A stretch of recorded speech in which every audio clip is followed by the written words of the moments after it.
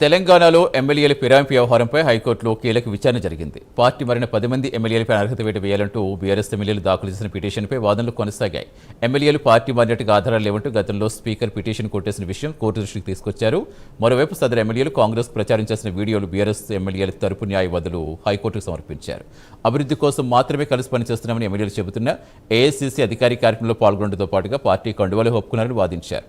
వాటిని జాతీయ జెండాగా చెబుతున్నారని పేర్కొన్న గండ్ర మోహన్ రావు జాతీయ జెండాలో అశోక్ చక్రం ఉంటుందని వాదన వినిపించారు.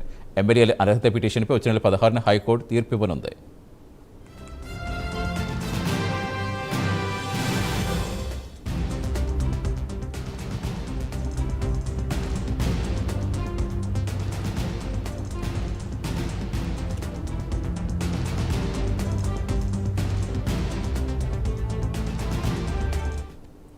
పూర్తి సమాచారం ఇచ్చేందుకు మా కరెస్పాండెంట్ కుమార్ జరుగుతున్నారు. కుమార్, ఇంకా ఏమని వాదనలు వినిపించారు? హైకోర్టు ఏం చెప్పింది? మొత్తానికి ఎమ్మెల్యేల అర్హత పిటిషన్లపై తెలంగాణ హైకోర్టు వాదనలు అయితే కొనసాగాయి. అయితే పార్టీ ఫిరాయించిన 10 మంది ఎమ్మెల్యేలపై అనర్హత వేటు వేయాలని కోర్టు బీఆర్ఎస్ ఎమ్మెల్యేలు తరపున దాఖలైన పిటిషన్లోని కోర్టు విచారణ అయితే చేపట్టింది. గతంలో పార్టీ మారినట్లు సరైన ఆధారాలు లేవంటూ స్పీకర్ పిటిషన్ లో కొట్టివేసిన విషయాన్ని న్యాయవాదులు కోర్టు దృష్టికి అయితే తీసుకెళ్లడం జరిగింది. అయితే కాంగ్రెస్ పార్టీకి ప్రచారం చేసి వీడియోలు ఏఐసీసీ అధికారిక కార్యక్రమాల్లో పాల్గొన్న దృశ్యాలను బీఆర్ఎస్ ఎమ్మెల్యే తరపు న్యాయవాదులు కోర్టు కట్టే సమర్పించారు.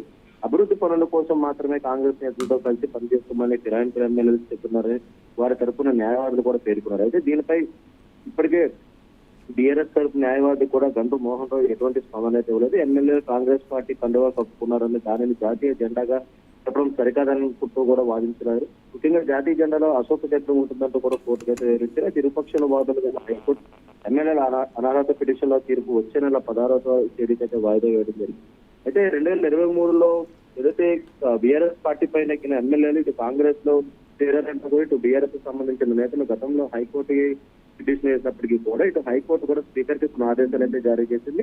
అయితే వాళ్ళపై విచారణ చేపట్టాలంటూ కూడా ఇటు స్పీకర్ కి ఆదేశాలు జారీ చేయడంతో కూడా స్పీకర్ గడ్డం ప్రసాద్ కూడా దీనిపై విచారణ చేపట్టి అందరికీ క్లీన్ చిట్ అయితే ఇవ్వడం జరిగింది. అయితే స్పీకర్ ఇచ్చిన క్లీన్ చిట్ సవాల్ చేస్తూ కూడా ఇటు హైకోర్టులో బీఆర్ఎస్ సంబంధించిన నేతలు పిటిషన్ వేయడంతో కూడా హైకోర్టులో ఈ రోజు ఈ వాదనలు అయితే ముగిశాయి. అయితే దీనిపై అంటే ఇరుపక్షాల వాదనలు హైకోర్టు ఎమ్మెల్యేల అనర్హత పిటిషన్ తీర్పుపై వచ్చే నెల 16కి అయితే వాయిదా అయితే వేయడం జరిగింది. Right, thank you Kumar.